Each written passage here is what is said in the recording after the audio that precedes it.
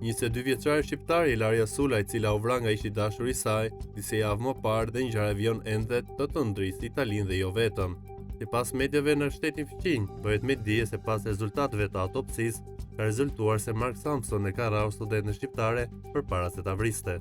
Në rrëfimin e tij të rënditës, 23 vjeçari tregon se e vrau Ilaria ndërkohë që prindit e tij ishin në banesë. Nuk bërtiti shumë me godita aty herë me thik, nga pas dhe ajo nuk ndjeu pothuajse asgjë. Ajo vdiq më njëherë, u gjenda në dhomën time me trupin e Ilarias të shtrirë në tokë.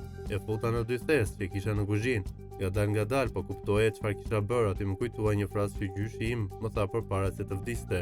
Për çdo gjë ka një zgjidhje, përveç vdekjes. E kontrollova disa herë nëse Ilaria ishte gjallë, por jo, ajo kishte vdekur. Trupin e saj e futa në një çantë, po zinte vetëm gjysmën. Më pas gjita një valixhe më të madhe, e cila e zinte të tërën.